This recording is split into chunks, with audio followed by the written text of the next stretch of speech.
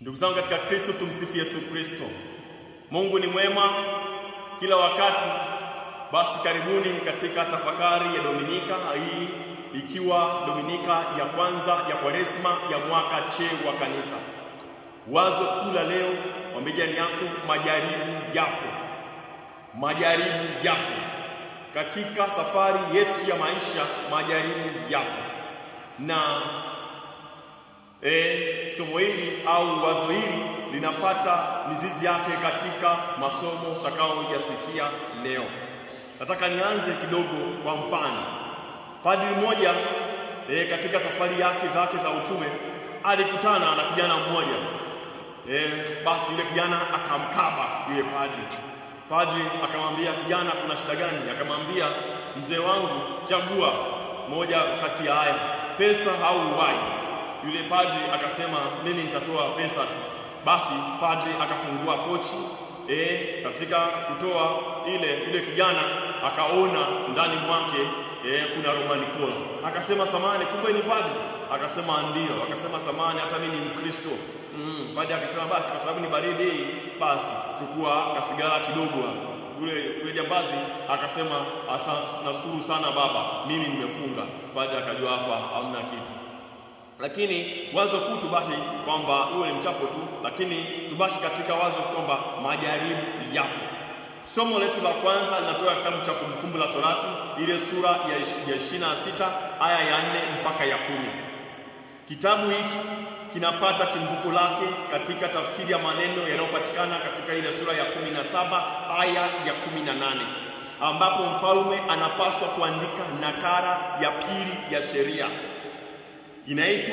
Hii kitabu kinaitwa sheria ya pili kwa sababu katika kitabu hiki inahesabiwa kuwa sheria ya kwanza iliandikwa katika mlima Sinai, mlima Orebu.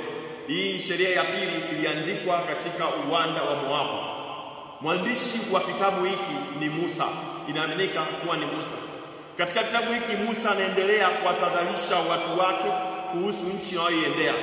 Huko watakutana na watu wengine wanaoabudu miungu mingine, wenye tamaduni nyingine, lakini anawaasa wao wasije wakamsahau Mungu wao aliyewatoa katika nchi ya Misri, aliyewaongoza jangwani usiku na mchana mpaka katika nchi ya ahadi. Watakapofika katika nchi ya ahadi, Mungu atakapowabariki, wasahau kupeleka malimbuko katika hekalu lake mikononi mwa kuhani katika kapu takalokuwa limewekwa mbele. Anawaambia walishike hilo, waliishi hilo na walitekeleze hilo. Kwa nini anawaasa hivyo? Kwa sababu majaribu yapo katika mafanikio. Kumsahau Mungu kupo katika kufanikiwa. Nitawaeleza ukweli. Katika maisha yetu, wakati mwingine huwa tunasali, wakati mwingine huwa tunaomba, wakati mwingine tunapiga magoti na kulia usiku na mchana, Mungu atujalie baraka. Lakini akitujalia huwa tuna tabia ya kumsahau yeye. Tunaweza kujiuliza leo, au nikuulize leo, wangapi tuliomba kazi, wangapi tuliomba mume au mke, wangapi tuliomba biashara, wangapi tuliomba mashamba, wangapi tuliomba mkono wa Mungu uonekane katika maisha yetu. Ametubariki na ametujalia. Je, wangapi tunarudi mbele ya Mungu na kusema Mungu asante? Wangapi tunakuwa na fadhila mbele ya wema aliyotendea Mungu? Asilimia kubwa tunajisahau pale tunapofanikiwa.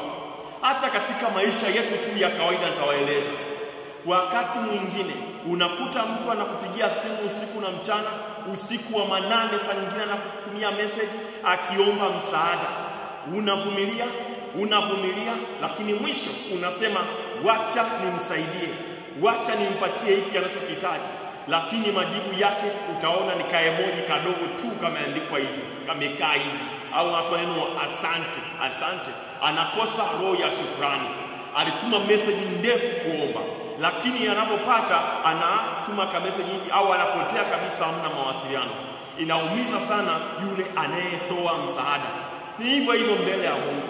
Tunatuma message ndefu za maombi mbele ya Mungu. Tunatuma message ndefu za machozi mbele ya Mungu. Lakini anapotubariki tunasahau. Na ndio hicho vile tunakisikia katika somo hili la pili. waraka Mtume Paulo kwa Warumi ile sura ya 10 aya ya 8 mpaka ya 13. Wengi huwa tunasali na kuomba kama tulivyosikia katika wimbo wa katikati, Bwana uwe pamoja nami katika taabu zangu. Ila Mungu anapotutoa katika taabu, imani yetu mbele ya Mungu inapungua. Kiburi na majivuno kinakuwa sehemu ya maisha yetu, kinatutawala. Mambo ya Mungu tunayaona si ya muhimu sana. Mioyo yetu inakosa shukrani mbele ya Mungu. Midomo yetu haikiri tena wema wa Mungu. Matendo yetu hayaonyeshi tena kwamba Mungu ametutendea makuu. Jumapili hatuje kanisani kwa sababu tunasema kazi imekuwa nyingi. Hatuendi jumuiya, tunasema biashara zimekuwa nyingi.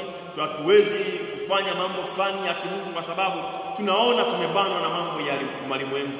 Lakini ni wale tuliosali kwamba Mungu atusaidie katika taabu. Ndugu zangu nikuombe, ndugu zangu niwaombe, nikuombe wewe unayenisikia hapa, uliyekuja Dominika ya leo, Mungu akikubariki, imani yako mbele yake iongezeke. Usiamini kwamba utaishi kwa hivi tunavita ni vite vimkate tu. Usiamini katika hilo.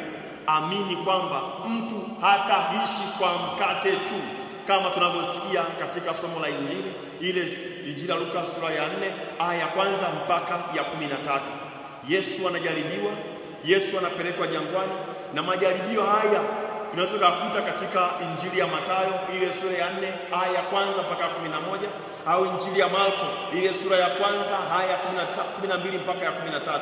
Majaribio yanakuja mara baada ya Yesu kubatizwa, yaani wakati wa kuanza kwake kazi umefika, wakati wa kuanza utume wake umefika, mara anapotambulishwa na Yohana Mbatizaji kwa watu, wakati ambapo amepakwa mafuta kwa uweza wa Roho Mtakatifu, wakati ambapo Mungu amemtambulisha kwetu kwamba ndiye mwanaye mpendwa wake anayependezwa naye.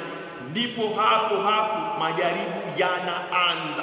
Ndipo hapo yeye Yesu anaingia jangwani. Naomba nikwambie, majaribu haya matatu yanagusa sehemu ya maisha ya Yesu, yanagusa maisha mazima ya Yesu. Atajaribiwa katika nyanja kuu hizi tatu. Mengi tunaweza tukayaongelea hapa, mengi tunaweza kutafakari hapa. Naomba leo tafakari tukiwa na wazo kuu, majaribu yapo katika maisha. Tuangalie mawazo makuu mawili. Mwambie jirani yako, unapopiga hatua, majaribu yanapiga hatua. Nimesema kwamba unapopiga hatua, majaribu yanapiga hatua. Tusisahau hilo. Nimesema majaribu yalianza mara tu Yesu alibatizwa, mara tu alipotangazwa, mara tu. Naomba niambie, mara nyingi katika safari yetu ya maisha tunaamini ni mara nikimaliza chuo maisha yangu yatakuwa safi. Mimi nikipata kazi maisha yangu yatakuwa safi. Nikipata mchumba maisha yangu safi. Nikioa nikiolewa maisha yangu yatakuwa safi. Nikifanya jubilei maisha yangu yatakuwa safi. Nikisomesha watoto nikamaliza maisha yangu yatakuwa safi. Nikifungua biashara maisha yangu yatakuwa safi. Nikijenga nyumba maisha yangu yatakuwa safi. Nikinunua kiwanja, magari, maisha yangu yatakuwa safi. Bila kujua, unapopiga hatua, majaribu yanapiga hatua. Wazungu wanasema in any new level there is new devil. Katika hatua mpya ya maisha unayopiga, kuna shetani mpya anaibuka katika maisha hayo. Naomba muelewe majaribu makuu. Naomba uelewe kitu hiki ndugu yangu. Naomba nikueleze, majaribu makuu katika maisha yako yatakuja pale ambapo utaona kibinadamu umefika. Usisahau, majaribu makuu katika maisha yako yatakuja pale ambapo utaona kibinadamu umefika. Pale ambapo utasema nikistaafu, utajua sasa majaribu yatakuwa magumu hapo. Utakaposema nikiolewa tu baada ya ndoa, ndipo utajua. Utakaposema nikipata kazi tu, unapoamini umefika, hapo ndipo majaribu makuu. Nitawapa mfano ili uweze kuelewa. Abrahamu alisali usiku na mchana Mungu amjalie mtoto. Alipopata mtoto tu, majaribu ya kumtoa sadaka alianza.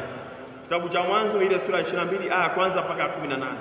Wana Israeli waliomba watoke katika utumwa nchini Misri. Walipopiga hatua tu, majaribu yalianza nyuma. Farao alikuwa ameanza kazi. Kitabu cha Kutoka ile sura 14 aya 10 mpaka ya 18. Lakini nikuhakikishie, mkono wa Mungu wa kumwacha Ibrahimu, mkono wa Mungu kuacha wana Israeli, roho wa Mungu wa kumwacha Kristo. Mungu hata kuacha wewe katika majaribu yoyote yale. Simama imara katika hatua utakazopiga na majaribu utakayokutana nayo. Usife imani, simama imara. Majaribu ni sehemu ya maisha, majaribu yapo.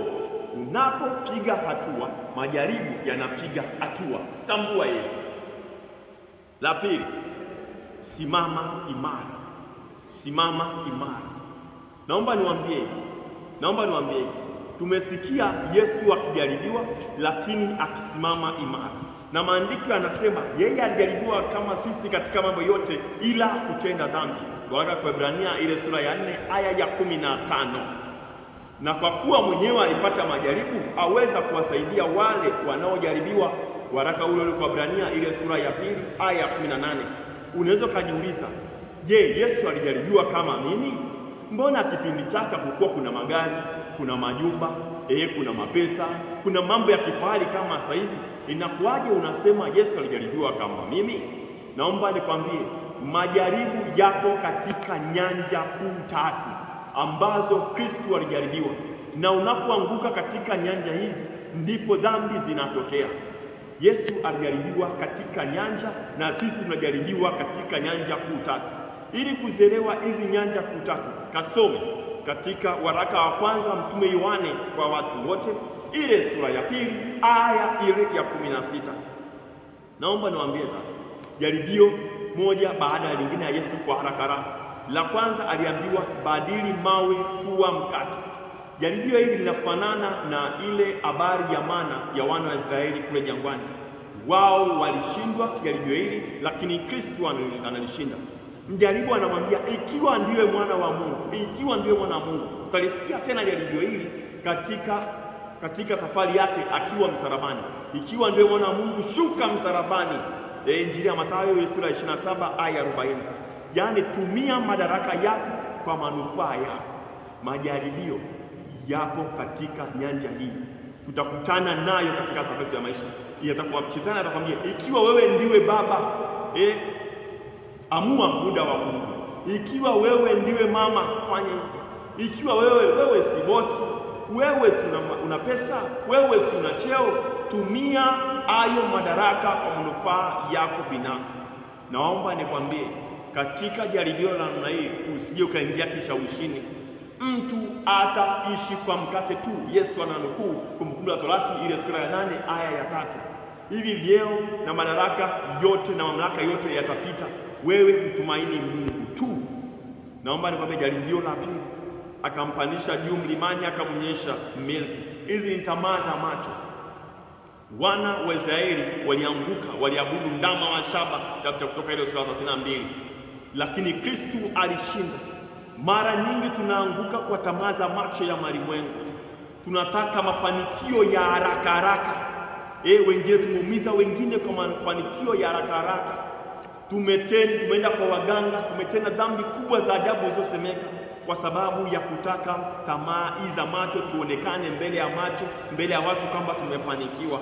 Naomba nikwambie ndugu yangu, unapoona mtu anafanikiwa, wewe mshukuru Mungu, naombe Mungu atakufanikisha kwa wakati wake, kwa sababu dunia na vyote vijazavyo ni mali ya Bwana. Yesu alieleza hicho anaponukuu katika kitabu cha Kumbukumbu la Torati ile sura ya 6 aya 13 kwamba Mungu peke yake ndiye ya kuabudiwa, sio hii miungu mingine. Ukiamini utafanikiwa kupitia huko, au utapata vinavyotamanika kwa macho kupitia huko. La pili, la tatu, sasa akasema jitupe chini, maana imeandikwa malaika watakudaka. Hii ni kutegemea, yani ni kuwa na mashaka juu ya ulinzi wa Mungu, kuwa na mashaka juu ya nguvu ya Mungu. Wana wa Israeli walishindwa katika jaribio lile la maji, walipata kiu. Tunasoma katika kitabu cha Kutoka ile sura 17 aya 7 au ile sura 15 aya 22 mpaka 27. Naomba niwaambie ndugu zangu katika Kristo, unapopata mashaka juu ya ulinzi wa Mungu, hapo unaenda kinyume kabisa na mapenzi ya Mwenyezi Mungu. Unapohama makanisa, unapoamini kwamba ugonjwa huu ni laana, unapopiga ramli au kutoa kafara, au tunapojaribu kutumia akili zetu visivyo ili kuipatia ulinzi, tunakuwa na mashaka juu ya ukuu wa Mungu. Naomba nikwambie, Kristo alishinda, wewe utashinda. Katika yote amini, mkono wa Mungu uko pamoja nawe. Majaribu ni sehemu ya maisha ya mwanadamu. Magumu ni sehemu ya maisha ya mwanadamu. Maadamu unaishi, majaribu yapo. Ukitaka usipate majaribu, kuna wale ambao wametulia, wameresti ni peace, RIP. Wewe unaishi, utaresti, lakini hiyo peace lazima upambane nayo ili kuitafuta. Kama Kristo alishinda, wewe utashinda. Kama Ibilisi alishindwa, nawe utamshinda. Amesema, nimewapa mamlaka ya kukanyaga nge na nyoka. Naomba katika majaribu yako ya maisha, katika majaribu yako kazini, katika majaribu yako unapotembea, ukiwa peke yako kitandani, kokote pale, mtumaini Mungu peke yake, naye atakushindia sasa na hata milele. Amina. Tumsifu Yesu Kristo. Mungu awabariki sana.